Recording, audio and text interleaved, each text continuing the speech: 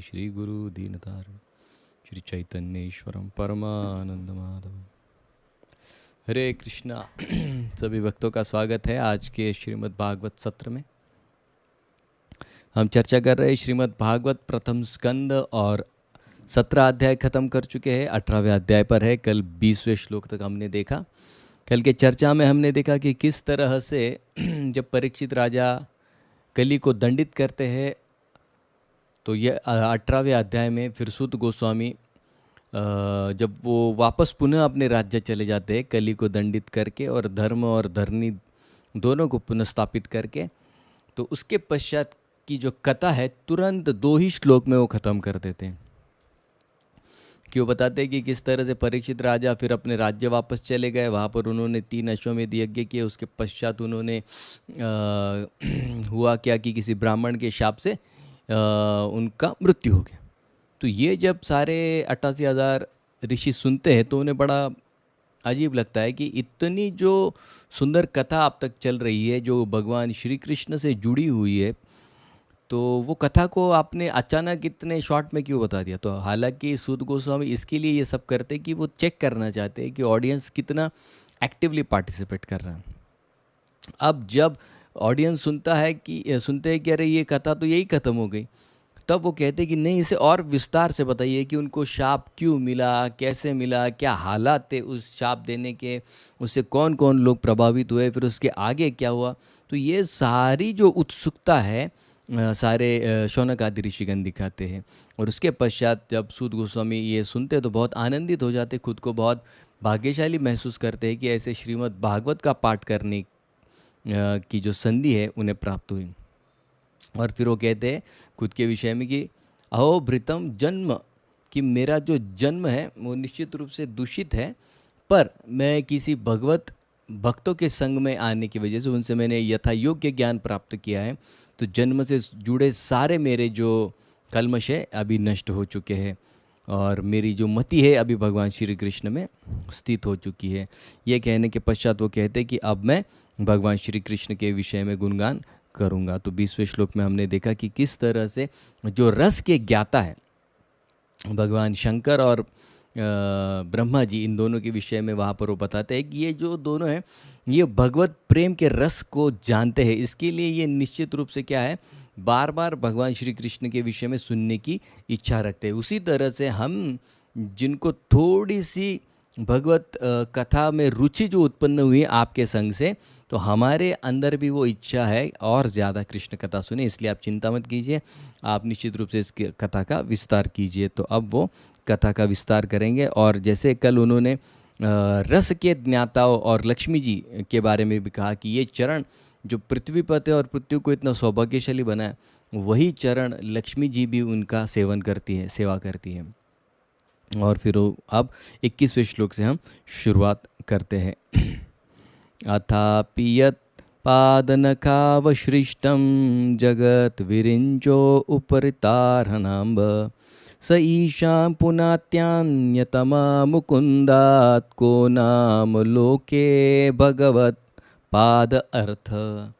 भगवत पाद अर्थ मतलब यहाँ पर वो बता रहे हैं कि अभी तक उन्होंने जो जो नाम लिए, जैसे लक्ष्मी जी का नाम लिया है, भव मतलब भगवान शंकर का नाम लिया है, विरिंची मतलब ब्रह्मा जी का नाम लिया है, तो वो कहते हैं कि ये तीनों भी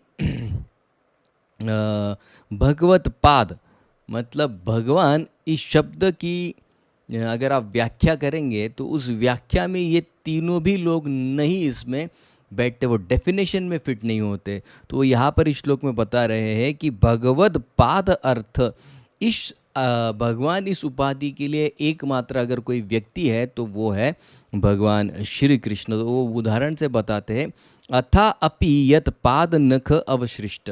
तो यहाँ पर भगवान के नाखून की शक्ति से क्या प्रकट हुआ है, भगवान ने जब त्रिविक्रम का रूप धारण किया और अपने चरण ऊपर किए तो जो कारण सागर का जल है गंगा जी के रूप में उनके पैरों को छूते हुए बाहर निकला। तो यहाँ पर वो पाद नख अवसृष्टम, जगत, इस जगत के जो सबसे आखिरी का जो शीट है उसको फाड़ कर जो पानी बाहर निकला वो भगवान के चरणों को धोते हुए तो वो क्या है, वो गंगा जी का उगम है। तो उस कथा को वो याद करते और कहते हैं विरिंची उपरित अर्हण। विरिंची मतलब ब्रह्मा जी ने उस जल को क्या किया, उपरित, उपरित मतलब जमा किया अपने कमंडलू में। अर्हण किसके लिए, पूजा अर्चना के लिए वो जल, क्योंकि वो जल किसके चरणों को धोकर आया है, भगवान विष्णु, भगवान कृष्ण के चरणों को धोकर आया है। तो इतना ही नहीं, अम्बस ईशम पुनाति, तो वो जल उन्होंने किसकी पूजा अर्चना के लिए भी इस्तेमाल किया, तो वो कह रहे हैं यहाँ पर कि वही जल जो इन तीनों लोगों को शुद्ध करता है, तो वही जल उन्होंने भगवान शंकर, जिनको यहाँ पर ईशम कहा गया है, तो उनके जब कोई अतिथि आता है तो उनके सत्कार के लिए हम उन पर पानी छिड़कते हैं ना, भगवान का पवित्र जल। तो वो कहते हैं कि वही जल उन्होंने भगवान शंकर के स्वागत में इस्तेमाल किया। तो उनके चरण, उनके सर पर, वैसे भी गंगा जी उनके सर में ही, सर से ही बाद में प्रकट होती है, लेकिन फिर भी वो कहते हैं कि स्वागत के लिए वही जल उन्होंने इस्तेमाल किया। मतलब वो जल इतना शुद्ध है कि गंगा का जो पानी है भगवान शंकर अपने सर पर भी धारण करते हैं। और ये गंगा जल क्या है, ये और कुछ नहीं है, भगवान कृष्ण के, भगवान विष्णु के चरणों को धोकर जो निकला है, जो तीनों जगत को पावन करता है, ये वही जल है। तो इसके लिए हर कोई व्यक्ति इस भगवान की पाद धूलि को, पाद प्रक्षालन किए हुए जल को अपने सर पर धारण करना चाहता है। इसलिए वो कहते हैं कि भगवान, ये जो शब्द है, ये और किसी के लिए नहीं इस्तेमाल किया जा सकता, ये सिर्फ और सिर्फ भगवान कृष्ण, भगवान विष्णु या भगवान राम, मतलब जो विष्णु तत्व है, उन्हीं के लिए इस्तेमाल किया जाता है। और सारे विष्णु तत्व जहाँ से उगम पाते हैं, वो स्वयं भगवान श्री कृष्ण, उनको ही ये जो नाम है भगवान उपाधि ये दी जा सकती है। तो ये 21वें श्लोक में इस तरह से वो भगवान कृष्ण का गुणगान यहाँ पर कर रहे हैं। और फिर वो कहते हैं कि ये जो भगवान है, इनकी महिमा इतनी है, उतनी ही वैसे ही उनके भगवत भक्तों की भी महिमा है। यत्रानुरक्ता सहैव धीर व्ययोपदेहादिषु संगमुदहम व्रजन्ति तत्पारमहंस्यमन्त्यं यस्मिन् अहिंसोपशमं स्वधर्म। तो वो कहते हैं यत्र अनुरक्त सहसा, इनके भक्त जो है भगवान कृष्ण के, भगवत भक्ति में इतने लीन होते हैं, इतने मग्न होते हैं कि अनुरक्त, भगवत भक्ति में या भगवान श्री कृष्ण के चरणों से इतने आसक्त है, अनुरक्त, सहसा एव, अचानक भी, व्यपोह्य, व्यपोह्य मतलब क्या, वो अचानक, पता नहीं कैसे अचानक इतनी विरक्ति आ जाती है, व्यपोह्य अपने देह आदिशु संगम, घर से, पति पत्नी से, बच्चों से, संसार से अचानक क्या है, सारी चीज़ों को व्यपोह्य मतलब छोड़ सकते हैं एक ही क्षण में। और कैसे है ये भक्त, धीर, ये पूरी तरह से इंद्रिय नियंत्रण, अपने सारे इंद्रियों को उन्होंने नियंत्रण में किया हुआ है। और दूसरा वो यहाँ पर बता रहे हैं कि सारी आसक्तियों को एक क्षण में त्यागने की, और व्रजंती, सिर्फ छोड़ने की ताकत नहीं है, व्रजंती घर छोड़ के चले जाते हैं परमहंसम, क्योंकि वो उस स्तर पर है, अंत्यम यस्मिन अहिंसा उपशमम स्वधर्म। और जब ये घर छोड़कर वैराग्य को धारण करते हैं तो उनमें अहिंसा, उपशम, ये सारी चीज़ें क्या है, स्वधर्म, नैसर्गिक रीति से उनमें दिखाई पड़ती है। तो यहाँ पर भगवत भक्तों का भी गुणगान वो 22वें श्लोक में कर रहे हैं। अब 23वें श्लोक में वो बताएंगे कि मैं अभी कृष्ण कथा फिर से शुरू करूँगा, क्योंकि मैंने ये जो परीक्षित राजा की कथा बड़ी संक्षिप्त में बताई थी, लेकिन आपने जो मुझे उत्साह दिया है उसके कारण मैं अभी ये फिर से नए जोश से शुरू करता हूँ। लेकिन वो खुद के विषय में, जैसे कोई व्यक्ति नम्र होता है, उसी तरह से भगवत भक्त में नम्रता अपने आप उजागर हो जाती है। तो यहाँ पर वो नम्रता अपनी प्रदर्शित कर रहे, वो कह रहे हैं अहम ही पृष्ठो आर्यमानो भवब्दिभिर अचक्ष्व आत्म अवगमो त्रयावन नभ पतंत्यात्म समम पतत्रिनस्तथा समम विष्णुगतिम विपश्चितः। तो कहते अहम, प्रभुपाद जिसको ट्रांसलेट करते हैं माय हम्बल सेल्फ, मतलब मेरी नम्रता के साथ मैं आपको ये बता दूं कि आप कैसे हैं, आर्यम, आप सूर्य की तरह शक्तिशाली है, भवाब्दिबी अचक्षवे। वो और आपने कुछ पूछा है, कोई प्रश्न आपने पूछे कि आप परीक्षित महाराज की कथा को विस्तार कीजिए। आत्म अवगम, तो कहते हैं कि मेरा ज्ञान जितना है उतना ही मैं इस विषय का विस्तार कर पाऊंगा। जो मैं समझा नहीं हूँ या जो मुझे पता नहीं है वो चीज़ मैं नहीं बताऊंगा। और उदाहरण के साथ वो कहते हैं नभ पतंती आत्मसमम। आकाश, नभ मतलब आकाश में, पतंती उड़ता है, कौन? पतत्रीण, एक जो पक्षी उड़ता है उसकी तरह। अभी पक्षी आकाश में, अगर कोई चिड़िया है और कोई चील है, तो चिड़िया और चील के उड़ने की शक्ति में निश्चित रूप से बहुत अंतर है। चिड़िया वहाँ तक नहीं उड़ सकती जहाँ चील उड़ता है, और जो गिद्ध होता है वो तो चील से भी बहुत ऊंचा उड़ता है। तो हर पक्षी अपनी अपनी शक्ति के अनुसार उड़ता है। उसी तरह से वो कह रहे हैं समम, उसी तरह से विष्णु गतिम विपश्चित, मेरा भगवान विष्णु के विषय में जितना ज्ञान है उसी ज्ञान को मैं विस्तार करके यहाँ पर बताऊँगा। और फिर वो यहाँ पर अपनी जो ह्यूमिलिटी है, अपना जो दैन्य भाव है यहाँ पर प्रकट करते हुए अभी कथा को आगे शुरुआत करते हैं। फिर से परीक्षित राजा की कथा पे वो आते हैं और कथा को आगे बढ़ाते हुए वो शुरू करते। एकदा धनुरुद्यम्य विचरन् मृगयं वने, मृगम अनुगत श्रांत क्षुदित त्रिशतो भृशा, जलाशयम् अचक्षणः प्रविवेश तमाश्रमं, ददर्शं मुनिमासीनं शांतम मिलितलोचनम।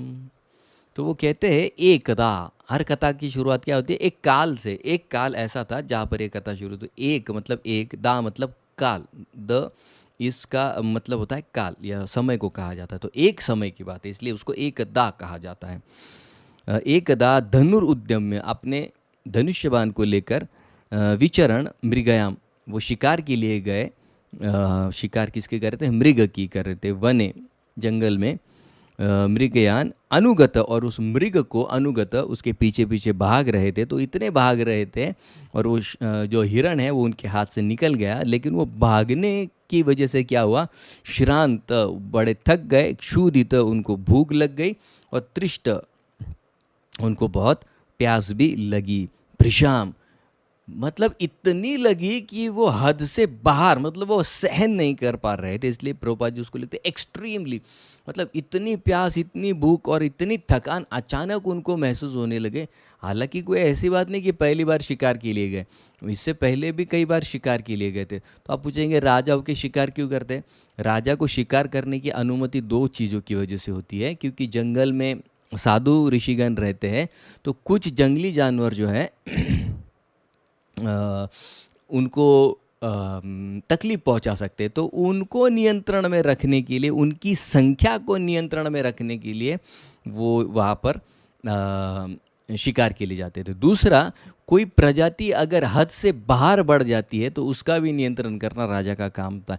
इसके लिए बीच बीच में जो छोटे छोटे पक्षी है या छोटे छोटे प्राणी है, तो उनको भी वो क्या है, नियंत्रण में रखते थे, उनको मार कर। और वो राजा इन प्राणियों का भक्षण नहीं करते थे, क्योंकि जो लोग निम्न आदतों से पीड़ित हैं या जिनको ये निम्न आदतें लगी हुई है, उनको वो देते। जैसे आप रामायण में भी पढ़ेंगे तो भरत, राजा भरत जब भगवान रामचंद्र को लेने के लिए जाते तो वो एक जगह पे रुकते, तो वहाँ पर उनके साथ जो सैन्य आता है तो उनको वो क्या खिलाते? मांस खिलाते। ये रामायण में वर्णन भी आता है। तो आप कहेंगे कि अरे राजा हो के फिर मांस क्यों खिलाते? आप तो कहते कि 4 नियमों का पालन करना चाहिए। बात वो नहीं है, क्योंकि हर व्यक्ति 3 गुणों के अधीन कुछ न कुछ आदतें ज़रूर लेके आता है, क्योंकि हर गुण के साथ कुछ न कुछ आदतें बनती ही है। ये नेचुरल सेटिंग है। जैसे किसी को कोई वायरस का इन्फेक्शन हो गया तो ये सारी चीज़ें, सिम्टम्स उसमें दिखते हैं।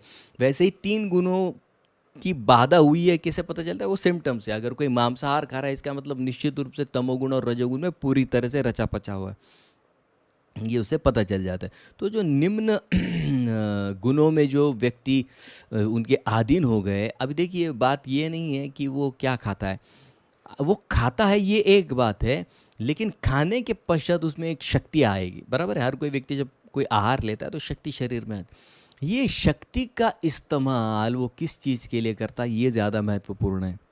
अगर वो उस शक्ति को भगवत भक्ति के प्रचार में या धर्म की रक्षा में लगाता है, तो राजा फिर उसको स्वीकार करता है। तो वो कहता है कि ठीक है, तू अगर धर्म की रक्षा में अपनी शक्ति का इस्तेमाल करेगा, शत्रु पक्ष से अपनी शक्ति को इस्तेमाल करके उसको परास्त करेगा, राज्य यहाँ पर जहाँ पर अधिक से अधिक लोग भगवत भक्ति को में प्रगति करने के लिए लालायित हैं, ऐसे लोगों के संरक्षण में अगर आपकी शक्ति को आप लगाएंगे, तो राजा कहते हैं कि आपकी शक्ति का मैं इस्तेमाल करूंगा, आपको मैं पगार भी दूंगा, सैलरी दूंगा, फैसिलिटीज़ भी दूंगा, और आपकी जो ज़रूरतें हैं मैं एक योग्य माध्यम से पूरी कर दूंगा। तो इसके लिए यज्ञ के माध्यम से ये मांस भक्षी जितने भी थे उनकी ज़रूरतों को पूरा किया जाता था। और निश्चित रूप से राजा को इस पाप को लेना पड़ता था, क्योंकि कितना भी आप कहे कि भगवत भक्त है, ये फलाना है फलाना, लेकिन पाप तो लगेगा ही ना, क्योंकि प्राणी की हत्या हुई। तो राजा क्या करते थे, तपस्या, खुद के जीवन में तपस्या करके, यज्ञ करके इस पापों से खुद को शुद्ध रखते थे, ताकि चेतना न बिगड़े। क्योंकि व्यक्ति ने अगर पाप किया तो निश्चित रूप से उसकी चेतना दूषित हो जाती है और आने वाले सारे कर्म भी दूषित होने लगते हैं। ये इसमें हम आगे चेक करेंगे किस तरह से होता है। तो यहाँ पर ये बताते हैं कि जब वो उस मृग के पीछे गए तो ये तीनों चीज़ें, भूख लग गई, प्यास लग गई और बहुत ज़्यादा वो थक गए।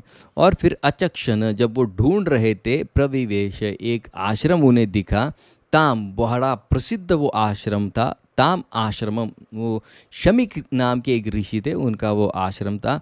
जब वो आश्रम में पहुँचे, ददर्श, उन्होंने देखा, मुनिम आसीनम, वो मुनि वहाँ पर बैठे हुए हैं, लेकिन कैसे बैठे हैं, शांतम मिलित लोचनम, शांत बैठे हुए हैं, और आके उन्होंने मूंद कर रखी है। तो यहाँ पर वो अभी ऋषि के आश्रम में पहुँचे हैं। तो अब प्रभुपाद जी तात्पर्य में लिखते हैं कि अब इसके आगे जो जो भी घटनाएं होगी, वो सारी एक चीज़ को याद रखना है कि इसमें भगवत प्रेरणा से ये सारी चीज़ें हो रही है। तो उस लेंस से ही हमको सारी चीज़ों को समझना है, वरना परीक्षित राजा के कॉन्ट्राडिक्टरी बिहेवियर को अभी हम देखेंगे कि इतना किसी व्यक्ति में अचानक कैसे बदलाव आ सकता है उसके बिहेवियर में। तो इसको समझने के लिए प्रभुपाद जी बार बार बताते हैं कि परीक्षित राजा के विषय में भगवान ने कहा कि इनके शरीर की मैंने रक्षा की थी, क्योंकि धर्म की स्थापना मुझे करनी थी। धर्म की स्थापना हो चुकी है, इनका जो कार्य यहाँ पर ख़त्म हो चुका है। और भगवान देख रहे थे कि परीक्षित राजा बहुत अपने राज्य के प्रति, अपने घर गृहस्थी के प्रति आसक्त होते चले जा रहे थे।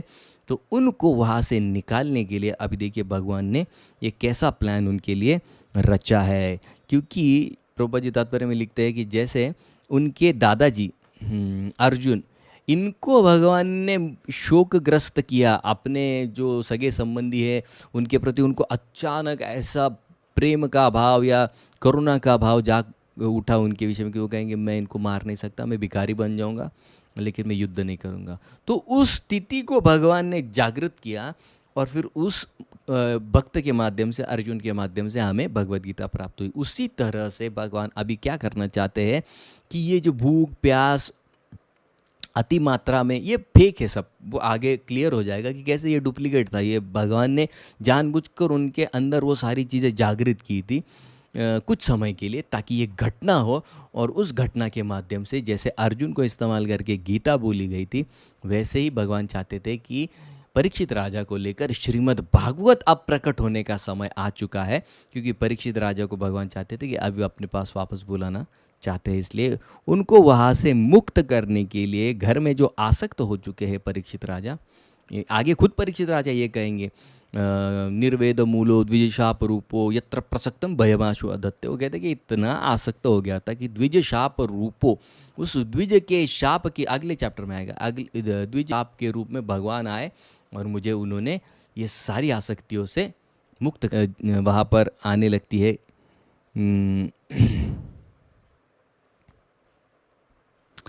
तो अब अगले श्लोक में कैमरा पूरी तरह से कहाँ पर डाइवर्ट किया है, वेद व्यास जी ने। अब वो उस साधु की स्थिति को बता रहे हैं। प्रतिरुद्रेन्द्रिय प्राण मनोबुद्धिर उपारतम स्थान त्रयात परम प्राप्तम ब्रह्मभूतम अविक्रिया। बहुत सुंदर श्लोक में शमीक ऋषि की क्या अवस्था है इसको प्रकट किया जा रहा है। प्रतिरुद्ध, प्रतिरुद्ध मतलब क्या? उन्होंने अपने सारे इंद्रियों, प्रतिरुद्ध मतलब नियंत्रित किया है। किसको? इंद्रिय, प्राण, मन, बुद्धि। ये चार चीज़ों को, इंद्रिय, प्राण, मन और बुद्धि को इन्होंने क्या किया? प्रतिरुद्ध मतलब पूरी तरह से नियंत्रण में किया है। उपरताम, उपरताम मतलब क्या? रत होना मतलब क्या? किसी चीज़ में अपने आप को पूरा उलझ लेना, वो आसक्त हो जाता है या उस चीज़ में खुद को पूरी तरह से समा जाता है, उसी के विषय में चिंतन करता। तो यहाँ पर वो क्या कर रहे हैं?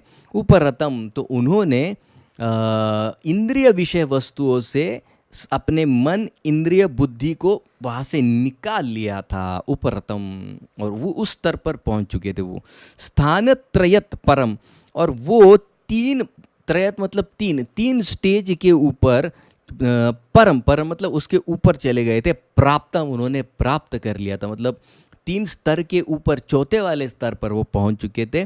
ब्रह्मभूतम अविक्रिया, बाकी के बाहर की किसी भी चीज का उनको कोई समझ नहीं थी, लेन देन नहीं, समझ नहीं थी, इतने ब्रह्मभूत स्तर पर वो पहुंच चुके थे। तो प्रभुपाद जी तात्पर्य में बताते हैं कि तीन स्टेजेस कौन से हैं? जागृत अवस्था होती है, स्वप्न अवस्था होती है और सुषुप्ति। ये तीन अवस्था होती है किसी आत्मा की।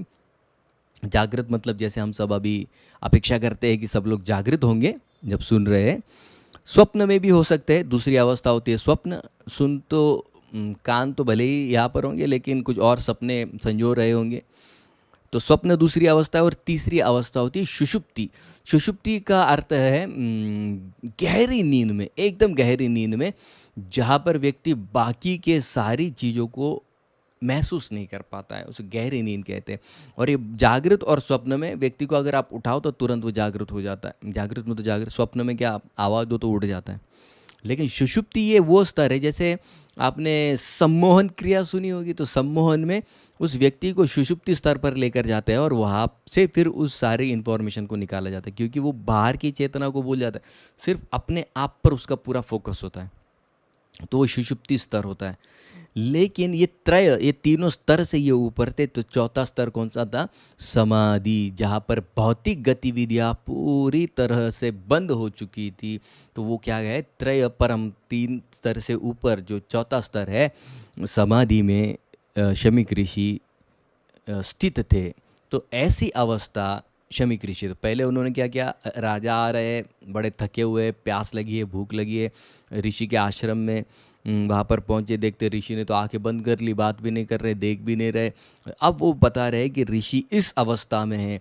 अभी देखिए सिचुएशन क्या है, राजा भी देख रहे हैं कि ऋषि ने आंख बंद कर ली है, लेकिन क्या होता है जब भूख, प्यास या कोई भी विकार मन पर हावी हो जाता है ना, तो व्यक्ति उस स्थिति को ठीक से नहीं समझ पाता है। तो अब ये श्लोक में वो बताएंगे कि देखिए सिचुएशन क्या है। ऐसी विचित्र स्थिति है, शक्तिशाली राजा है, लेकिन वही शक्तिशाली राजा भूखा है, प्यासा है, और वो पानी मांग रहा है। तो किससे मांग रहा है?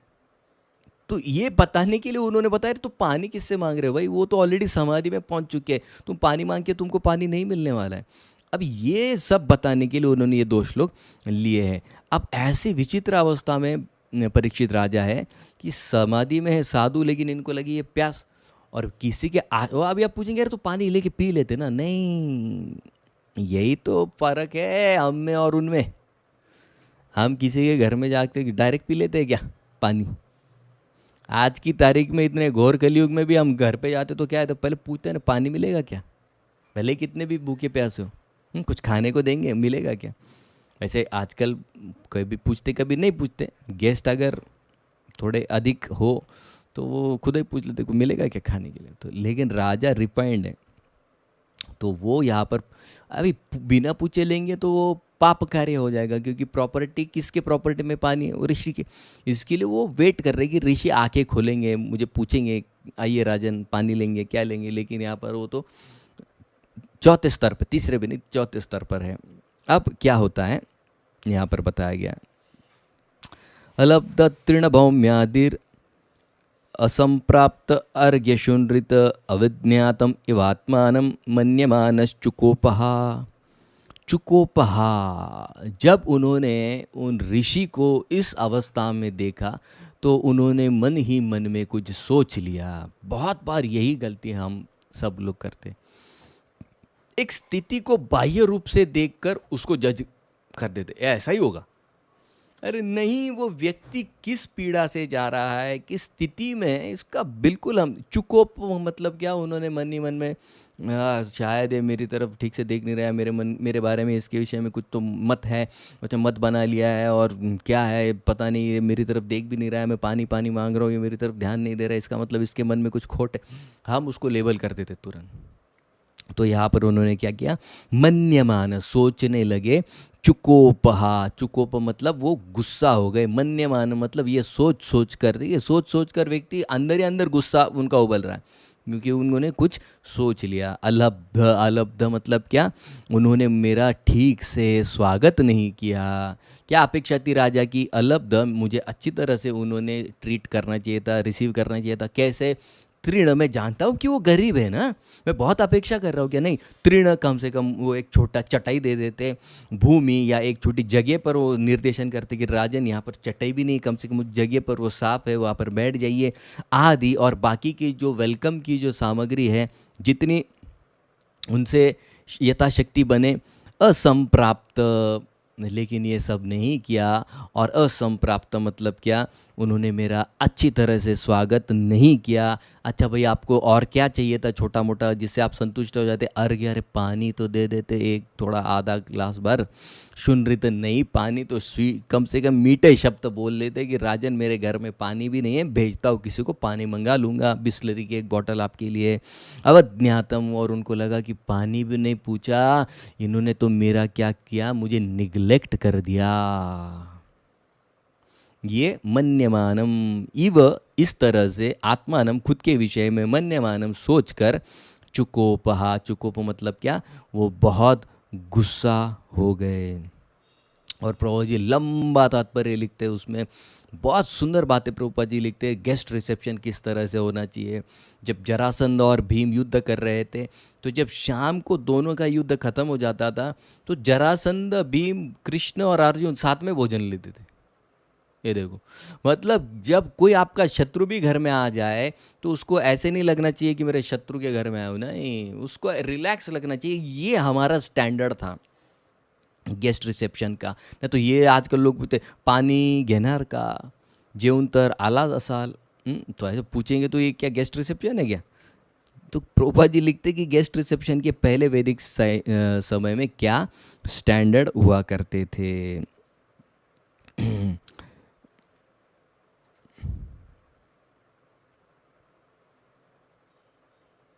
अब होता क्या है कि जब परीक्षित राजा इस स्थिति से जा रहे, तो पहले देखिए, एक राजा है ये, पहले समझ लीजिए।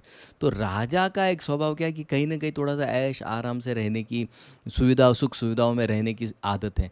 अब अचानक उनके सामने ऐसी परिस्थिति आ गई कि कोई पूछ भी नहीं रहा है, तो वो सिचुएशन को नहीं ठीक से हैंडल कर पाए। उसी तरह से आजकल क्या होता है, माता पिता बच्चों को इतनी सारी फैसिलिटीज़ पहले से ही ला कर देते हैं कि जब जीवन में वो स्थिति आती है, जब सब कुछ होता है लेकिन कुछ चीज़ें नहीं होती है, तो उसको लेकर बच्चे क्या करते हैं, सुसाइड कर ले। कल ही हम चर्चा कर रहे थे, वो कोई एक्टर था, उसने सुसाइड कर लिया। हालांकि बड़ा यशस्वी था, पैसा था, इतना बड़ा घर था, 5-5 नौकर घर में थे, फिर भी सुसाइड क्यों की, क्योंकि ऐसी सिचुएशंस में जहाँ पर हम जैसा चाहते हैं वैसा नहीं होता है, उसको हम ठीक से हैंडल नहीं कर पाते। जैसे उसने सुसाइड कर ली, इन्होंने गलत कदम उठा लिया, अंतर इतना ही है।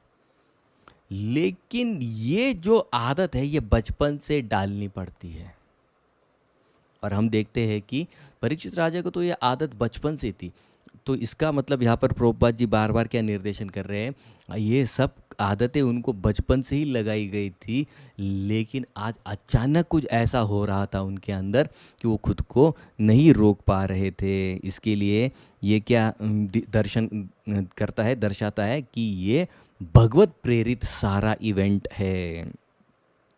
और प्रभुपाद जी तात्पर्य में लिखते हैं कि ऐसी स्थिति में यार कोई पानी नहीं पूछा, आप भूखे प्यासे है और यहाँ पानी ढूंढ रहे, पानी पानी, और कोई पूछता भी नहीं, तो निश्चित रूप से एक स्वाभाविक है, वो गुस्सा आ ही जाता है। तो प्रभुपाद जी लिखते हैं कि उनका इस स्थिति में बड़ा ये नेचुरल है कि उनको गुस्सा आना। पर प्रभुपाद जी क्या करते हैं, पहले को सब हटा दिया, पर लेकिन क्या कह रहे हैं कि ये राजा है, भगवत भक्त, उनके समान ही भगवत भक्ति में अग्रसर है, तो उनको इस तरह से गुस्सा होना ये उनके लिए बड़ा आश्चर्यकारी है। और फिर तात्पर्य में बताया गया है कि किस तरह से जब ये अपनी माँ के गर्भ में थे, तो 1:12 में 12वें अध्याय में इसी स्कंद के 7वें श्लोक में उनको एक नाम दिया गया है, वीर। जब ब्रह्मास्त्र उनके माता के गर्भ पर आता है, आघात करता है, तो ये इनको शब्द दिया गया है वीर। अब पेट के बच्चों को क्या वीर कहेंगे आप? तो ये बच्चे में इतना क्षत्र तेज था, सुखदेव व्यासदेव बताते हैं कि वो उस ब्रह्मास्त्र की जो तेज था, उसे भी सहन करने की शक्ति को दर्शन वहां पर करा रहे थे, इसलिए उनको कहा गया है वीर। तो ये व्यक्ति अगर ब्रह्मास्त्र किधर और ये प्यास लगना किधर, बहुत अंतर है। जो बच्चा पेट में इतनी शक्ति का प्रदर्शन कर सकता है, बड़ा होने पे वो पानी की प्यास को नहीं सहन कर सकता, तो बड़ा कॉन्ट्राडिक्टरी यहाँ पर वो लग रहा है। और फिर देखिए उस स्थिति में भी मन्य मानव वो सोचते हैं, जज कर लेते हैं और किसी निष्कर्ष पे पहुँच जाते हैं।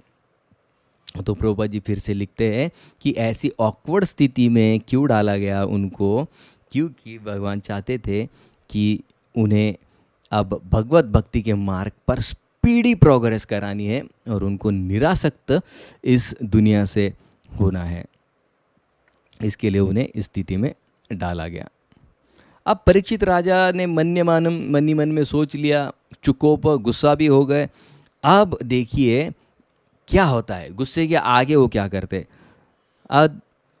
अद्भुत प्राहु सहसा क्षुतत्रिभ्याम अर्दितात्मन ब्रह्मणाम प्रत्य अभुत ब्रह्मन मत्सरो मन्युरेव च।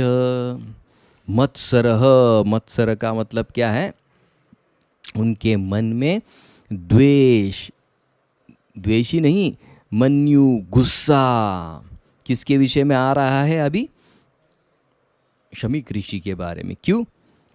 अद्भुत पूर्व, अद्भुत पूर्व मतलब क्या, प्रभुपाद जी लिखते अनप्रेसिडेंटेड। अनप्रेसिडेंटेड मतलब ये सारी जो चीज़ें हैं पहले उन्होंने कभी नहीं की, या ऐसा व्यवहार उन्होंने पहले कभी नहीं था, इसके लिए उनके इस व्यवहार को लेके सभी लोग आश्चर्यचकित हैं। इसके लिए प्रभुपाद जी उसको कहते अभूत पूर्व, मतलब इससे पहले ये सारी चीज़ें कभी नहीं हुई थी, सहसा, और कभी ऐसी स्थिति में उनको नहीं डाला गया था।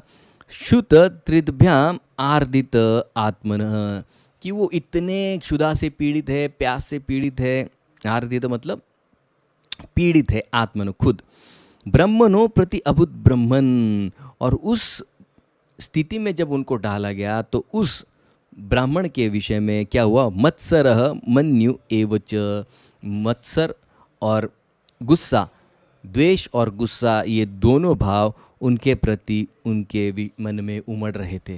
देखिए द्वेष करने लगे, आश्चर्य की बात है। अभी ये वही व्यक्ति इसी अध्याय में 7वें श्लोक में न अनुद्वेष्टि कलिम सम्राट सारंग इव सारभुक, कल ही हमने ये श्लोक लिया था। तो यहाँ पर वो कह रहे हैं परीक्षित राजा के विषय में सूत गोस्वामी, न अनुद्वेष्टि कलिम, अरे कली का द्वेष नहीं किया, बल्कि जब कली को उन्होंने छोड़ दिया तो हंसते हंसते छोड़ दिया उन्होंने, बिल्कुल द्वेष नहीं कर रहे थे। क्यों नहीं द्वेष कर रहे थे? सारंग इव सारभुक, जैसे कोई भौरा है, मधुमक्खी है, वो किसी फूल पे जब बैठती है तो सार उसका ग्रहण करती है, हनी जो है वही ग्रहण करती है। तो उसी तरह से उन्होंने कली का सार ग्रहण किया था। कली का सार क्या है, कल ही हमने चर्चा की थी कि मन में सोचने से सारी अच्छी अच्छी क्रियाओं का फल मिलता है, इसलिए पॉजिटिव थिंकिंग का बहुत महत्व है ना, यहाँ कल ही चर्चा की थी हमने। तो आध्यात्मिक क्रिया भी अगर मन में करेंगे तो उसका फल प्राप्त होता है, शुद्धिकरण नहीं होगा। दो चीज़ें मिस कर देंगे, आप कहेंगे 16 माला मन में करते हो, फल मिल जाएगा, फल की कोई बड़ी बात नहीं, लेकिन शुद्धिकरण नहीं होगा और भगवत प्रेम नहीं मिलेगा। बस ये दो मेन मतलब क्या है, आप गन्ने का जूस पीने गए, जूस की जगह आप क्या चोथा खा के आए, तो ये जो दो चीज़ें, चौथा है, इसका कोई इतना बड़ा महत्व नहीं। महत्व किसका है? शुद्धिकरण का, जिसके बाद भगवत प्रेम उजागर होता है। तो इसके लिए क्रिया करना भी उतना ही ज़रूरी है। पर फिर भी कोई सोच सोच कर भी बहुत कुछ प्राप्त कर सकता है कलयुग में। और पाप भी अगर कोई करता है मन ही मन में तो उसका फल नहीं मिलता है, लेकिन ज़्यादा देर सोचेंगे तो एक्शन में आ जाएगा और पाप लग जाएगा। इसके लिए ज़्यादा सोचते बैठना नहीं है किसी के विषय में, पूरा या गलत, वरना वो क्रिया में आ जाएगा। तो वो सारंग है, वो सारवार, उन्होंने तो उसका सार ग्रहण किया कली का। अरे तो ये व्यक्ति तो ब्रह्म स्तर पर है, इसमें कोई सार ही नहीं मिला इनको, ये तो बिना सार देके ये तो द्वेष करने लग गए। तो ये बड़ा विरुद्ध, कली में इन्होंने बड़ा सार देखा, वही व्यक्ति में कुछ सार ही नहीं, कली का उन्होंने द्वेष नहीं किया, इसके विषय में द्वेष आ रहा है। ये कैसी हरकतें हो रही है सारी, सब विरुद्ध लग रहा है। और वहाँ पर उन्होंने कली को तो दंड भी नहीं किया, खाली उनको डांट के छोड़ दिया कि भाई तू यहाँ नहीं रहेगा, 4 जगह दूंगा। तो बोले 4 में तो आपके ही तो होता ही नहीं, 5वीं दे दो, तो 5वीं दे दी, वो चला गया, दंड भी नहीं किया उसको तो। और यहाँ पर ये व्यक्ति अपने पहले से ही शरणागत है। ब्राह्मण मतलब निश्चित रूप से राजा के शासन में ही वो रहते, भले राजा को वो सलाह देते हैं, लेकिन राजा जैसे वो डिसाइड करेगा उसी में वो नियंत्रण में रहते, तो एक दूसरे के नियंत्रण में है दोनों। तो वो कहते हैं कि कली ने शरणागति ली, उसको शरणागति दी थी, और इन्होंने तो पहले ही इनकी शरणागति ले रही, इनके विषय में द्वेष हो रहा है। तो ये सारे जो विरोधाभास है, तो ये यहाँ पर प्रभुपाद जी बार बार एक ही बात पर निर्देशन दिखा रहे हैं कि ये सब भगवत प्रेरणा से हो रहा है। वरना राजा तो जानता है कि ब्राह्मण, ऋषि, बच्चे, स्त्री और बूढ़े लोगों को कभी दंड नहीं दिया जाता है। दंड नहीं दिया जाता इसका मतलब छोड़ के नहीं है, बट बहुत कम दंड में उनको समझाया जाता है, क्योंकि वो अबला होते हैं। अबला मतलब क्या? किसी पर आश्रित उनको रहना पड़ता है निसर्ग से। अब ये पूछे मत कि स्त्रियाँ तो स्त्री मुक्ति वाले, ज़रूरत नहीं, वो निसर्ग का नियम है, आप मानो न मानो, ये आपका पर्सनल प्रॉब्लम है। तो यहाँ पर दिया गया कि ब्राह्मण, ऋषि, बच्चे, स्त्रियाँ और बूढ़े ये आश्रित रहते, तो आश्रित है तो आश्रित है। अब क्या क्यों इसके चक्कर में पड़ेंगे, उस पर बाद में लेक्चर लेंगे हम। तो ये जो लोग हैं ये दंड के जुरिस्डिक्शन में नहीं आते हैं। ये ऋषि जानते थे, फिर भी वो अब क्या कर रहे हैं, उनको ऐसा लग रहा है कि ये व्यक्ति ने मेरे साथ गलत किया, और परीक्षित राजा अब उनको दंड देने के विषय में सोच रहे हैं। देखिए, अब प्रभुपाद जी और एक चीज़ पर निर्देशन करते हैं कि ऐसे ऋषि के साथ ऐसा कुछ हादसा हो, ऐसी स्थिति ही उनके जीवन में पहली बार आई। वरना आज तक जितने भी ऋषि उनके राज्य में आए, उनको सीधा जाके उनके पैर धोए, उनके पैरों का चरणामृत लिया, सर पे डाला, सबके सर पर छिड़का, उन्होंने सिर्फ स्वागत ही स्वागत किया, तो उनकी तरफ से स्वागत हुआ।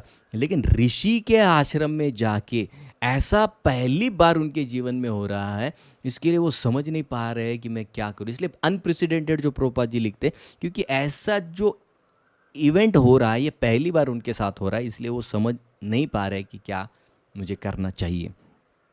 और जब 30वें श्लोक में वो ये देखते कि मेरे साथ इन्होंने इस तरह से दुर्व्यवहार, उनको लग रहा है, हालांकि दुर्व्यवहार नहीं था, उनको लग रहा है कि मेरे साथ अच्छा बर्ताव नहीं किया, मेरा रिसेप्शन अच्छा नहीं हुआ, तो वो 30वें श्लोक में क्या करते हैं, उस रिसेप्शन से नाराज़ होकर वो क्या कहते हैं, इन्होंने जिस तरह से मेरे साथ बर्ताव किया वैसा ही बर्ताव, एक जैसे ऑर्डिनरी व्यक्ति होता है ना, इसने मुझे मारा तो मैं भी मारूंगा। लेकिन जो प्रगतिशील व्यक्ति, उसके लक्षण अंतिम श्लोक में आएंगे कि वो व्यक्ति कैसे बर्ताव करता है। तो tit for tat Prabhupada ji लिखते हैं। तो टिट फॉर टैट मतलब क्या? ये ऑर्डिनरी जनता जैसे बिहेव करती है वैसा बिहेव। बोलना आसान है, करने में बड़ी ताकत लगती है। इसके लिए जो श्रेष्ठ लोग हैं उनमें ताकत होती है, इसलिए करते हैं ना, और ऑर्डिनरी व्यक्ति एक दूसरे को मार के चले जाते हैं। तो प्रभुपाद जी कहते हैं, उन्होंने सोचा अब इसके साथ हम क्या करेंगे, टिट फॉर टैट करेंगे। तो उन्होंने मुझे कोल्ड रिसेप्शन दिया, तो मैं उनको क्या करूँगा, कोल्ड रिवॉर्ड दूंगा। इसके लिए उन्होंने क्या किया, एक मरे हुए सांप को उनके गले में उन्होंने डाल दिया कि हे ऋषि मुनि, ये आपके लिए मैं क्या कर रहा हूँ, एक सुंदर माला आपको अर्पण कर रहा हूँ, क्योंकि आपने मेरा इतना अच्छा वेलकम किया है। ऐसे सोचकर उन्होंने वो सांप उनके गले में डाल दिया और सोचकर अपने राज्य वापस निकल गए। अब इवेंट खत्म हो गया। एक ऐसी बड़ी लहर आई गुस्से की, द्वेष की, कि उन्होंने गलत कदम उठा लिया, और जब उनके मन से वो लहर उतर गई, और वहाँ उस जगह को उन्होंने छोड़ दिया। अब वो वहाँ से चले गए और जाते जाते क्या होता है उसके विषय में अब यहाँ पर वो 31वें श्लोक में बता रहे हैं। एष किम निवृते अशेष करणो मिलिते क्षणः मृषा समाधिभिर अहोस्वित किम नु स्यात् क्षात्र बंधु भी। तो बहुत सुंदर श्लोक में वो कह रहे हैं एष किम निभृत अशेष। अब वो जब जा रहे, जैसे कि लहर जब उतर जाती है ना किसी भी काम की हो, क्रोध की हो, तो उसके बाद में व्यक्ति अगर पहले उसने कुछ साधना की है, कुछ अच्छे घर में उसने कुछ अच्छे गुणों को अर्जन किया है, उसका प्रैक्टिस किया है, तो ही वो व्यक्ति सोच सकता है। जिसने पहले से मारकाट किया वो नहीं सोच सकता ऐसा। तो इसके लिए यहाँ क्या दर्शाया जा रहा है कि इनमें बहुत अच्छे गुण थे, इसके लिए अभी जाते जाते उन्होंने क्या किया है, वो कुछ सोच रहे हैं। तो क्या सोच रहे हैं, किम, क्या ऐसा भी हो सकता है, निभृत अशेष, ये जो ऋषि है, ये जो ध्यान लगा के बैठे हैं, कर्ण मिलित ईक्षण, इन्होंने जो अपने सारे इंद्रियों को अंदर खींच लिया है और आंखें बंद करके मन इन्होंने भगवान में लगाया है, क्या इनकी ये जो समाधि है ऋषा समाधि, क्या ये झूठी झूठी समाधि है? अहो, मतलब क्या ये जो समाधि है इनकी स्वित किम नु स्यात् क्षात्र बंधु भी, या मैंने शायद उनको बाहर से जज किया और वो जब मैंने उनको जज किया तो उनको लगा कि अरे ये कैसा व्यक्ति है, मेरी अवस्था को समझ भी नहीं पाया, और क्षात्र बंधु भी, एक क्षत्र बंधु समझकर मेरी तरफ दुर्लक्ष्य इन्होंने कर दिया। तो ये अब उनके मन में चिंतन हो रहा है। तो जब जा रहे थे दो चीज़ें वो कर रहे, इसलिए जो व्यक्ति साधना करता है ना, अगर मान लीजिए गलती भी हो जाती है, अब या तो परीक्षित राजा से गलती हो गई, गलती हो जाती है, तो ये दो चीज़ें निश्चित रूप से हमको करनी है। पहला क्या है, कंटम्पलेशन करना है कि क्या मैंने जो किया सही किया कि गलत किया, और दूसरा मन ही मन में कई सारे प्रश्न उठाने चाहिए। जैसे हनुमान जी है, हनुमान जी जब लंका गए और जब रावण के बेडरूम में वो देख रहे थे तो उनको लगा कि यार मैं तो ब्रह्मचारी हूँ, मैं ये क्या देख रहा हूँ। तो उनके मन में प्रश्नों की श्रृंखला आती है और एक एक प्रश्न का उत्तर देते जाते हैं, और जैसे उत्तर क्लियर हो जाते तो वो सोचते कि नहीं, स्त्रियों को देख के क्या मेरे मन में विकार आया, इसका मतलब मैं शुद्ध हूँ, ये मैं भगवान की सेवा में कर रहा हूँ। तो ये प्रश्नों के उत्तर, प्रश्न और उत्तर, प्रश्न उत्तर, ऐसा करते करते वो सही निष्कर्ष पर पहुंच जाते हैं कि मैंने जो किया वो गलत नहीं किया। तो उसी तरह से दो चीज़ें करनी चाहिए, कंटेम्पलेशन करना चाहिए और आर्ग्यूमेंट करना चाहिए कि क्या ये सही था, ये गलत था, क्या वो व्यक्ति उस स्थिति में उसका बर्ताव सही था। ये जब खुद के साथ हम करते, दो चीज़ें, एक तो बोल बोल के कर सकते हैं, किसी के साथ आप शेयर कर सकते हैं, या लिख कर भी बहुत अच्छा तरीका है। अगर आप लिखेंगे कि नहीं मैंने, उसने ऐसा किया इसलिए मैंने, आपका मन बोलते जाएगा बोलते जाएगा, तो जो मन बोल रहा है वो अगर आप लिखते जाएंगे तो अंत में मन के अंदर जो भाव था वो मन ही खुद बोल देगा कि यार मेरे उससे गलती हो गई।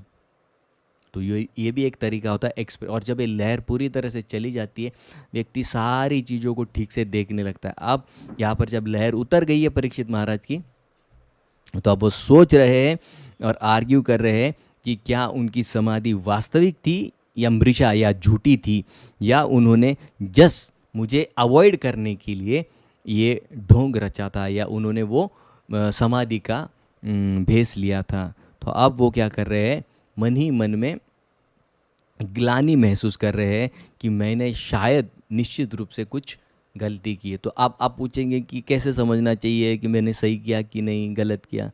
तो प्रभुपाद जी गीता में लिखते हैं कि जब बलम बलवताम अस्मि, इस श्लोक की तात्पर्य में वो लिखते हैं प्रभुपाद जी कि कैसे समझना चाहिए कि स्थिति में हमने सही किया कि गलत किया।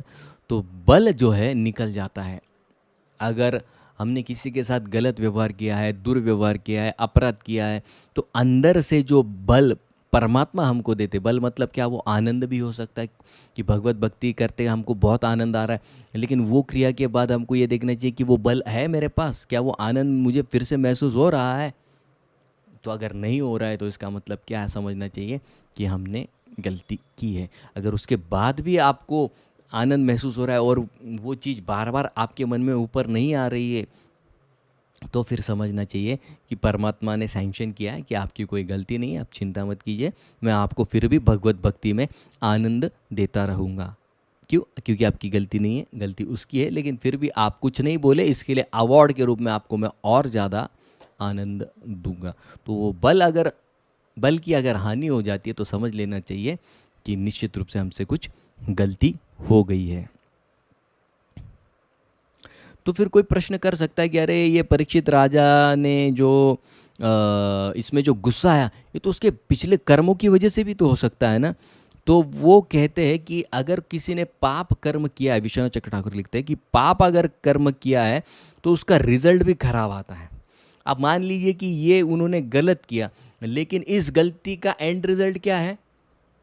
इस गलती का एंड रिजल्ट है कि वो सुखदेव गोस्वामी से मिलते हैं। अब सुखदेव गोस्वामी जैसे परमहंस महाभागवत से मिलना ये निश्चित रूप से एक उच्च कोटि का फल है। तो अगर ये क्रिया करने के बाद ये फल मिल रहा है, इसका मतलब क्या है? ये निश्चित रूप से पूर्व कर्म का संचित नहीं है, ये भगवत प्रेरित ही सारी चीज़ है। और फिर विश्वनाथ चक्र ठाकुर बताते हैं कि ये जो प्यास है इनकी अगर सही सही प्यास होती तो जैसे ही उस ऋषि के आश्रम से बाहर निकले तो प्यास कहाँ चली गई इनकी। अरे इतना ही क्या, उस दिन के बाद वो सीधा घर छोड़ दिए उसी रात में। उस दिन के बाद 7 दिन और 7 रात पानी ही नहीं पिया इन्होंने। तो इससे क्या पता चलता है कि निश्चित रूप से वो सब भगवत प्रेरित था।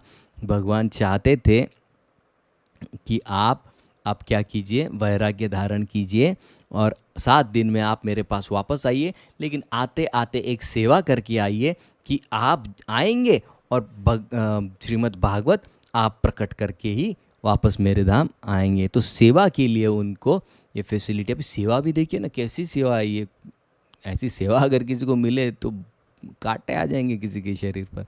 सोच के ही डर लगता है ये सेवा है। लेकिन भगवान अपने शुद्ध भक्तों से ये सारी सेवाएं करवाते हैं। क्यों? क्योंकि हमारा जो जन साधारण है इसमें हमारा हित होता है। और प्रभुपाद जी एक बहुत महत्वपूर्ण मुद्दा लिखते हैं, frustration is meant to elevate the devotee to higher position, higher transcend. इसलिए जब फ्रस्ट्रेशन आता है, जीवन में असंतुष्टि आती है, अगर उसका रूट कारण या उसका जो मूल कारण हम ढूंढ कर निकालेंगे तो निश्चित उस स्तर से अगले वाले स्तर पर हम जाएंगे। इसलिए फ्रस्ट्रेशन आज के समाज में बहुत है, लेकिन लोग उसका इस्तेमाल नहीं कर पाते, उसको समझ नहीं पाते और न समझने की वजह से गलत डिसीजन लेते हैं। तो इसके लिए प्रभुपाद जी लिखते हैं कि फ्रस्ट्रेशन का भी एक यूटिलिटी है हमारे जीवन में। तो उस फ्रस्ट्रेशन क्या है? एक सीढ़ी है जो हमें और उच्च स्तर पर निश्चित रूप से लेकर जा सकती है। अगर हम प्रॉपर गाइडेंस लेंगे या उसको समझने की कोशिश करेंगे तो हम उसका भी इस्तेमाल करके भगवत भक्ति में प्रगति कर सकते हैं। और अब 32 से 50वें श्लोक तक फिर क्या होता है कि राजा चले गए। वो सोचते सोचते अब ये जो सीन था ये वहाँ उस शमीक ऋषि के का जो बेटा था उसके दोस्तों ने देखा। वो बेटा नहीं था वहाँ पर, वो कहीं नदी के किनारे पर था।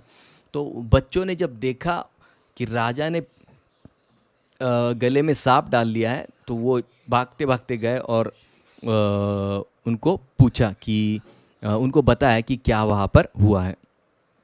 फिर 32वें श्लोक में वो ये बताते हैं कि उन्होंने वो बच्चे भाग कर जाते हैं और श्रृंगी उसका नाम है, उसको बताते हैं कि आपके पिता के गले में राजा ने ऐसा मरा हुआ सांप डाल दिया। तो उस बच्चे को क्या कहा गया? अति तेजस्वी। 5 साल का ब्राह्मण बच्चा है लेकिन अति तेजस्वी उसको कहा गया कि उसमें ब्रह्म का जो तेज था साधना के माध्यम से, तो वो उसमें, तो प्रभुपाद जी तात्पर्य में लिखते कि 5 साल के बच्चे में ऐसा ट्रेनिंग उसको दिया गया था उसके पिता के माध्यम कि वो 5 साल का बच्चा अगर किसी को शाप दे तो शाप लग जाए और 7 दिन में उसकी मृत्यु हो जाए। आज अगर किसी 5 साल के बच्चे को आप पूछे कि बेटा तू क्या सीखा, तो कई बार माता पिता बड़े प्रेम से कहते बेटा बेटा नरसिंह आरती का, नरसिंह आरती का। और जब वो कुछ गाता है पिक्चर का गाना और ऐसा वो लटकता झटकता है तो माता पिता को भी लगता है अरे तू क्या कर रहा है, नाम मिट्टी में मिला दिया। तो आज के बच्चों को माता पिता क्या सिखा रहे? पिक्चर के गाने। और क्या उम्मीद करते हैं? बड़ा नाम, पापा कहते हैं बड़ा नाम करेगा। नहीं, नाम नहीं करेगा, नाम खराब करेगा, क्योंकि वैसा ट्रेनिंग नहीं दिया जा रहा। तो 5 साल के बच्चों को ऐसा ट्रेनिंग दिया गया था, अति तेजस्वी ऐसा यहाँ पर वेद व्यास जी उसको कहते हैं। तो ट्रेनिंग के विषय में फिर से प्रभुपाद लिखते हैं, लेकिन हुआ क्या, इस बच्चे को ट्रेनिंग दिया था, लेकिन इस ट्रेनिंग, इसको जो शक्ति प्रदान की गई थी ट्रेनिंग के माध्यम से, उस की शक्ति पर जो हम कहते हैं ना प्रोटेक्टिव कवर, या कोई देखने वाला उसके साथ नहीं था। जैसे बच्चे आजकल बहुत कंप्यूटर पे अच्छी अच्छी चीज़ें भी करते हैं, लेकिन वही ज्ञान को अगर थोड़ा सा भी गलत ट्रैक पे लगा देगा तो एक तो वो ब्लू वेल खेलेगा, नहीं तो पबजी खेलेगा और जीवन ख़त्म कर लेगा। तो वैसे ही इस बच्चे ने क्या किया, उसके पास निश्चित रूप से शक्ति थी, लेकिन उस शक्ति का भी उसने गलत इस्तेमाल करने का सोचा। तो 33 और 35वें श्लोक में वो क्या करता है, श्रृंगी जो अपनी शक्ति का उसको ज्ञान है, और वो शक्ति का ज्ञान होने की वजह से क्या है, उसमें वो अहंकार भी है। इसके लिए वो अहंकार वश क्या कह रहा है, अहो अधर्म पालानाम पिवानाम बलिभुजामिव स्वामिन्य अगम यद दशनम द्वार पानम शुनुमिवा। अरे वो अभी देखिए इतना गुस्से में है 5 साल का बच्चा, वो कह रहा है द्वार पानम। द्वारपान मतलब क्या, द्वारपाल, द्वारपाल और द्वारपानम एक ही है। तो जैसे कहते हैं कि द्वारपाल कौन होता है घर पे, कई बार एक तो व्यक्ति होता है, नहीं तो शुनुम, कुत्ते को भी रखते हैं ना द्वारपाल की जगह पे इव। तो कहते हैं कि ये जो राजा है कैसे बन गए हैं, अघम पापी बन गए हैं। और दशनाम, दशनाम मतलब ये सेवक है, लेकिन सेवक का काम क्या है, द्वारपान, वो द्वार पर खड़ा रहना चाहिए जैसे कुत्ता रहता है। तो वो राजा को इनडायरेक्टली क्या कह रहा है बच्चा, ये कुत्ता है। और कुत्ते का काम क्या होता है कि स्वामीन, वो अपने पिता को कहता है कि स्वामीन, और ये राजा क्या है, शुनुम। तो कुत्ता कहाँ खड़ा रहता है, मालिक के घर के बाहर रहता है। तो वो क्या कहता है कि भगवान श्री कृष्ण जाने के बाद ये राजा सब कुत्ते की तरह हो गए, क्योंकि इनको शक्ति का जैसे कहते हैं ना मद हो गया है, प्राइड हो गया है, और इसके लिए शक्ति का गलत अभी खुद को ही हो गया है। इसलिए व्यक्ति जब अहंकारी बनता है, द्वेषी बनता है, तो क्या कहता है, द्वेष मुझ में नहीं है। ये दक्ष प्रजापति के इसमें भी आएगा 6ठे स्कंद में। दक्ष कहता मैं द्वेषी नहीं हूँ। ये भगवान शंकर, सॉरी 34 स्कंद में आएगा, वो कहते ये भगवान शंकर ये एकदम निकृष्ट, द्वेष के कारण नहीं बोल रहा। वैसे ही इसमें ही खुद है वो अहंकार। और वो क्या कहता है, राजा पापी बन गया है, अहंकारी बन गया है। तो एक कुत्ते के ज़माने, कुत्ता तो घर मालिक के बाहर, घर पे बाहर खड़ा रहता है, ये तो घर में घुस के मालिक को ही पूछ रहा है।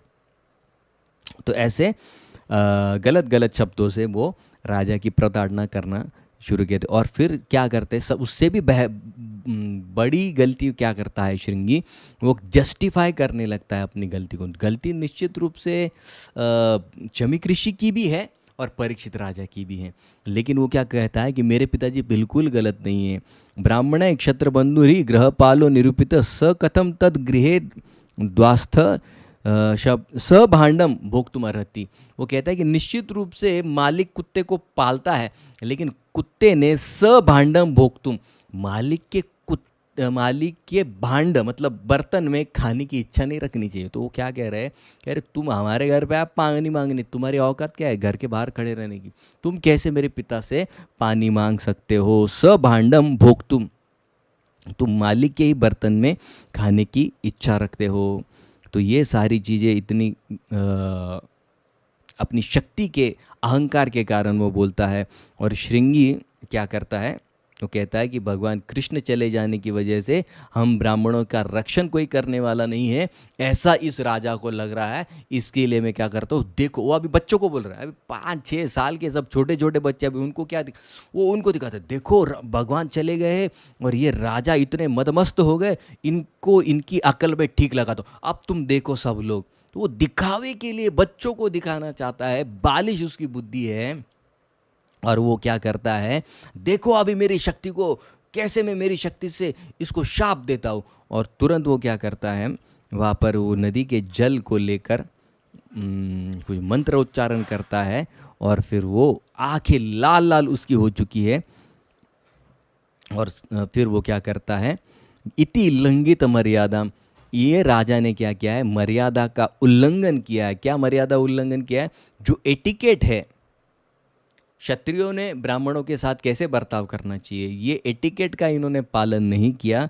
इसके लिए क्या होगा, 7 दिन में ये तक्षक नाम का सांप आएगा।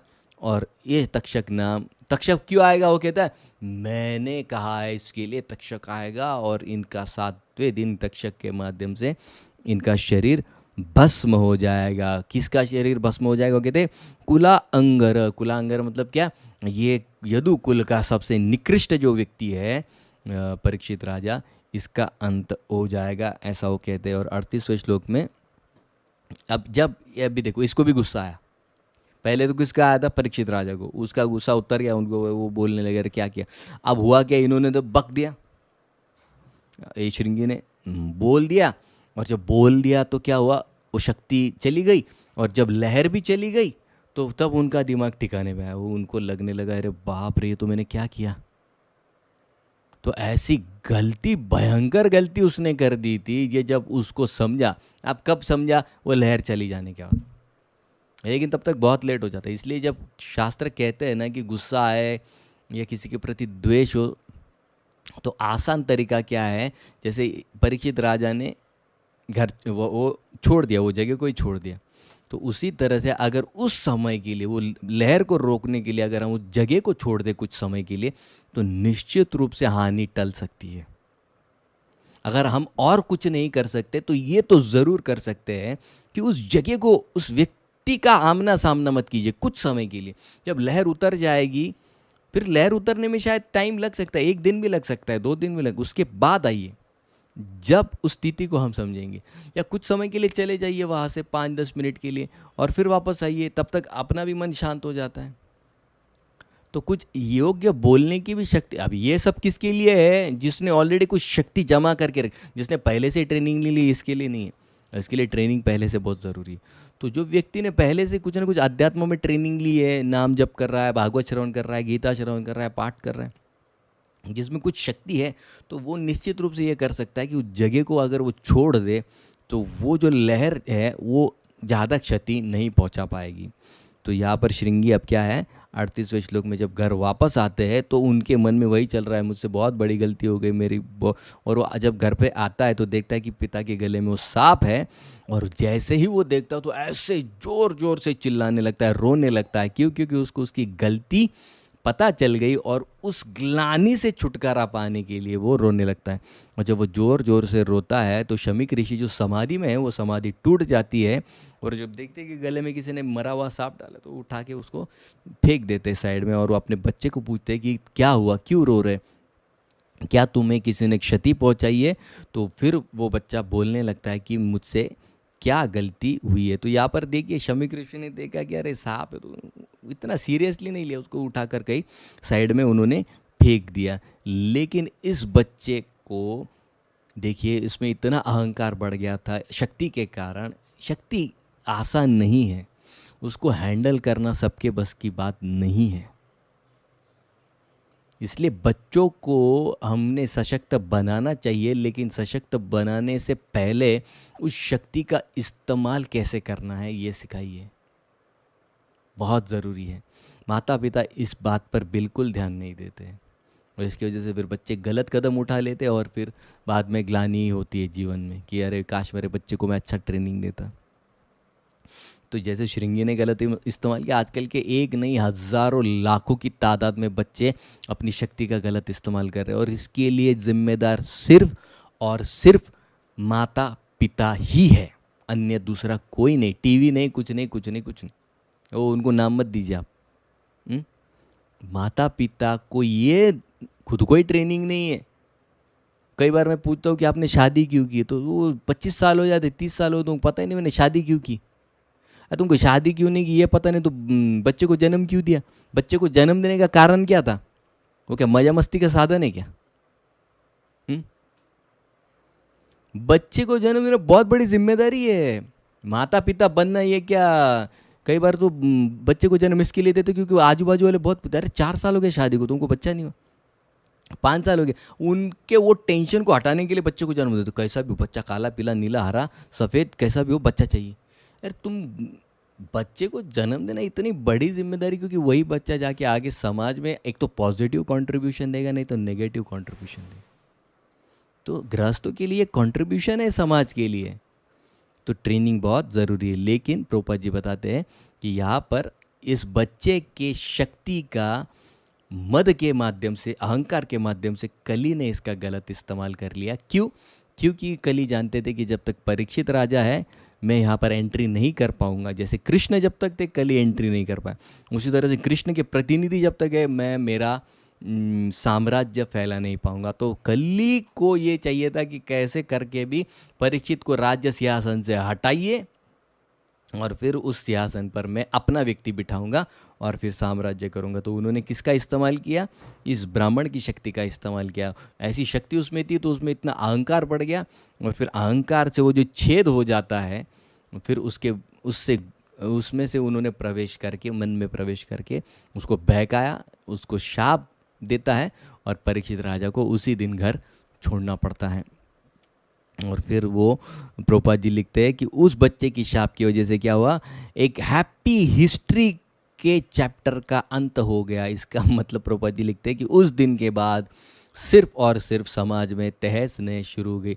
अब तक जो 3 युग, सत्य, त्रेता और द्वापर में लोग सिर्फ आनंद से ही रह रहे थे, सारी चीज़ें उत्तम रीति से चल रही थी, अब वो चैप्टर आने वाले कलयुग तक पूरी तरह से ख़त्म हो जाएगा, ऐसा प्रभुपाद जी उसमें लिखते हैं। Ended a chapter of happy history. और फिर शमीक ऋषि जो है वो जब ये सुनते हैं उनको बड़ी ग्लानि होती है। वो अपने बच्चे को कहता है, अरे तूने अपनी इमेच्योरिटी में ये कैसा गलत काम किया कि जो राजा, जो भगवान कृष्ण का प्रतिनिधि था, जिसने 3 अश्वमेध यज्ञ किए थे, उसको तुमने शाप दे दिया। तो फिर वो शाप जब देते हैं तो अब राजा को क्या है, मृत्यु निश्चित रूप से आएगी। और जब राजा मृत्यु को प्राप्त हो जाएंगे तो क्या होगा, प्राणी और स्त्रियों की चोरी होने लग जाएगी। देखिए 5,000 साल पहले बता रहे हैं और निश्चित रूप से आज यही हो रहा है समाज में। स्त्री और प्राणी चुरा चुरा कर लेके जाते हैं और जो निसहाय लोग हैं उनको मार दिया जाएगा। और पाप इतना बढ़ जाएगा क्योंकि जो चोर उचक्के है वो क्या है, जो दूसरे जनसाधारण है उनको तकलीफ देना शुरू कर देंगे। तो क्या कहते हैं, नष्ट नातस्य, कि नात मतलब जो सुरक्षा प्रदान करता है वो व्यक्ति ही नहीं रहेगा। तो ये सारे लोग अभी अपने आप पीड़ित हो जाएंगे। और वो कहते हैं कि ये जो पाप है अन्वयम, ये पाप हुआ है और उस पाप के भागीदारी हम सब होंगे। और प्रभुपाद जी तात्पर्य में लिखते हैं कि वहाँ से ब्रह्म कुल की क्षति होना शुरू हो गया, कि ब्राह्मणों को गर्व हो गया कि हम ब्राह्मण हैं, भले हमें क्वालिफिकेशन हो या न हो। और फिर उन्होंने उस पोस्ट को लेकर ही, फैसिलिटीज़ को लेकर ही क्या किया, बाकी सब लोगों को पीड़ित करना शुरू कर दिया। ये निश्चित रूप से ये इतिहास है, इसको स्वीकार करना ही पड़ेगा। तो प्रभुपाद जी कहते हैं कि श्रृंगी के कम से कम पिता थे शमीक ऋषि, उनके लिए कुछ करने वाले हैं अभी यहाँ पर। लेकिन आजकल के बच्चों के लिए उस तरह के पिता नहीं कि वो कुछ कर पाए बच्चों के लिए। तो फिर प्रभुपाद जी लिखते हैं, विष्णु पुराण से कोट करते हैं कि ये कौन है, ये ब्राह्मण, ये वही ब्राह्मण है जो भगवान विष्णु के हाथों से मारे नहीं गए, छूट गए, भाग गए। तो वही ब्राह्मण को क्या किया है, भगवान विष्णु का दर्शन हुआ था, इसके लिए क्या है, फल क्या मिलेगा, अच्छे ब्राह्मण कुल में उनको जन्म मिलेगा।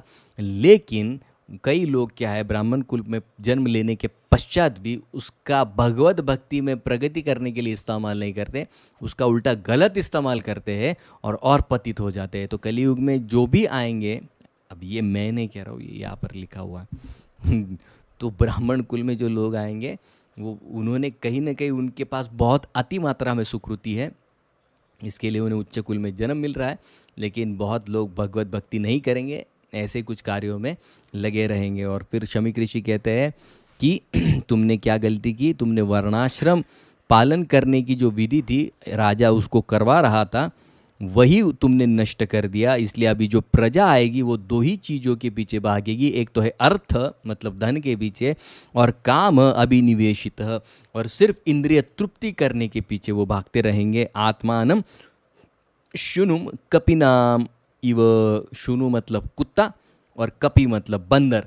बंदर और कुत्ता, कुत्ता क्या करता है, कुत्ता कहीं भी खड़ा हो जाता है और काम क्रीड़ा में लत हो जाता है। इसका मतलब क्या, उसको शर्म नहीं है।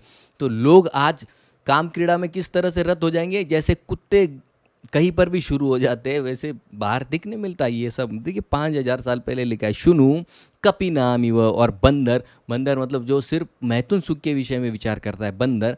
इस तरह से वर्ण संकर, ऐसे जब स्त्री पुरुष एक दूसरे से संग करेंगे कुत्ता और बंदर की तरह, तो वर्ण संकर, तो समाज में क्या हो जाएगा, सिर्फ वर्ण संकर फैल जाएगा।